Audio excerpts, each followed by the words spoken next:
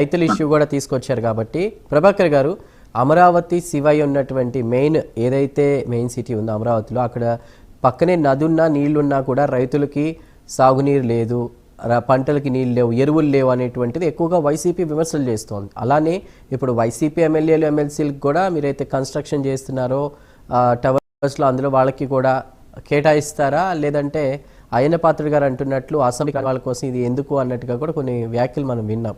దాని పరంగా మీరేం చెప్తారు?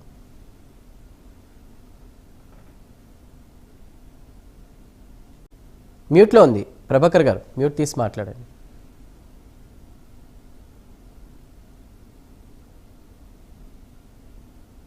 వెంకయ్యనాయుడు గారికి సార్ అందరూ కూడా తెలియజేసింది ఏంటంటే, ఇప్పుడు ప్రజా పరిపాలన అనేది మేము చేస్తున్నప్పుడు ఇది ఒకళ్ళ సొమ్ము కాదు, మీరైనా మేమైనా ఇది ప్రజల సొమ్ము.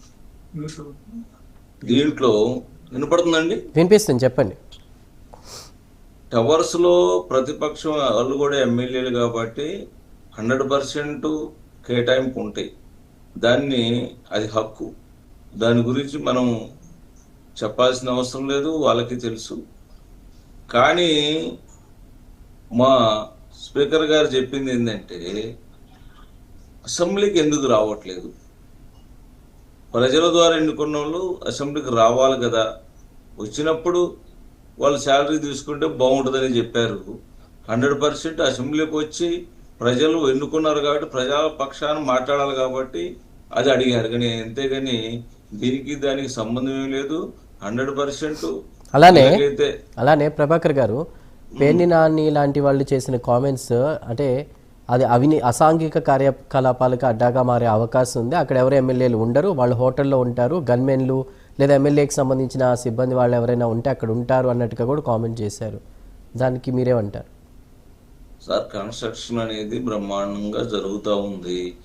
కాకపోతే ఇప్పుడున్నటువంటి ప్రజలు ఎక్కువ మంది, అది కొత్త సిటీ, డెఫినెట్గా అక్కడ ఇప్పుడున్న సిటీల లాగానే కానీ ఇప్పుడు విజయవాడ, గుంటూరు లేకపోతే అక్కడ ఉన్నట్టుగా ప్రజలందరూ కూడా ఇప్పుడిప్పుడే రారు కాబట్టి, ఇప్పుడే వస్తున్నారు కాబట్టి అందరూ అలవాటు పడిపోతున్నారు. అంతేగాని అక్కడికి వచ్చే వాళ్ళకి అక్కడ అసాంఘిక కార్యక్రమాలు ఎందుకు అవుతాయండి? బ్రహ్మాండంగా అన్ని రకాల సదుపాయాలతో చేస్తున్నటువంటి టవర్స్ లో ఉండటానికి అందరూ కూడా ఉంటారు, రేపు ముందు చూస్తారు.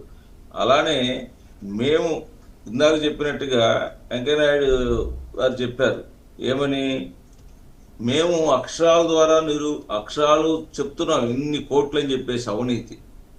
మేమనేది కూడా అంతే, ప్రతిపక్షాలు చెప్పిన దాన్ని మేము తీసేయట్లేదు, దానికి ఆధారాలు ఇవ్వంటున్నాం. ఆధారాలు లేకుండా ఇన్ని కోట్ల రూపాయలు అవినీతి దేంట్లో జరిగింది? అవినీతి రోడ్లు వేయటంలో జరిగిందా, కన్స్ట్రక్షన్ జరిగిందా, దేంట్లో జరిగింది అనేది పూర్తిగా ఆధారాలు చూపించబట్టండి.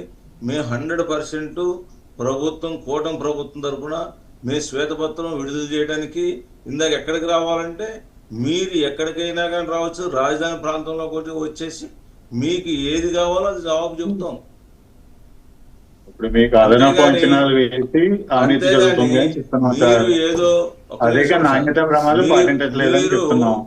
ఈ రోజుకి అంకెలు పెరిగినాయి, అంత ముందుకి ఇప్పుడు పెరిగిందంటే 5 సంవత్సరాలకి రేటు, ఈ రేటుకి కన్స్ట్రక్షన్ వాల్యూ పెరిగింది, ఐరన్ పెరిగింది, సిమెంట్ పెరిగింది, అన్ని వాల్యూస్ ఆటోమేటిక్ గా ప్రజల జీవితంలో అన్ని సదుపాయాలు అన్ని కూడా పనిముట్లు అన్ని కూడా పెరిగినాయి. దాని తగ్గట్టుగానే ఇప్పుడున్న బడ్జెట్ ప్రకారంగా 10% అనేది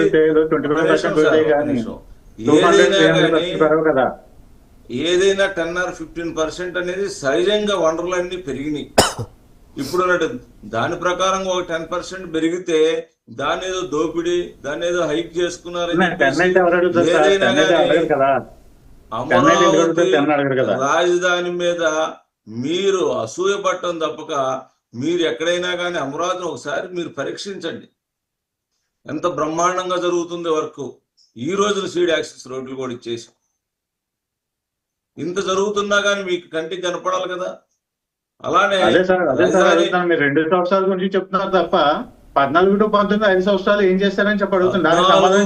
సంవత్సరాలు ఎన్నో ఎన్నో బిల్డింగ్లు కడతా ఎన్ని ఆపేశారు మీరు వచ్చిన తర్వాత వాటి నిర్మాణం పూర్తిగా పక్కన పడేసేసి ప్రభాకర్ గారు పూలింగ్ చేసుకోవటం వల్ల ప్రభాకర్ గారు అవుతున్నారు. ఒకసారి ఒక మాట వినండి ప్రభాకర్ గారు, ఏదైతే అవినీతి దోపిడీ జరిగిందని చెప్పి వైసీపీ చెప్తూ ఉందో వాటిని రాజకీయ విమర్శలుగా కొట్టిపారేస్తారా, లేదా నిర్మాణాలకు సంబంధించి గతంలో జరిగిన నిర్మాణాలు జరుగుతున్న నిర్మాణాలకు సంబంధించి ఒక స్పష్టత ఇచ్చే ప్రయత్నం చేస్తారా?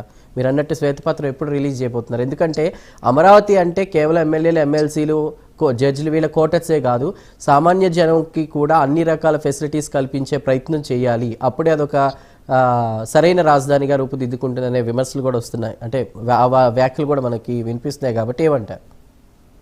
ఇది నిరంతరం శ్రీనివాస్ గారు చెప్పినట్టుగా నిరంతరం అభివృద్ధి కార్యక్రమాలు జరుగుతూ ఉన్నాయి.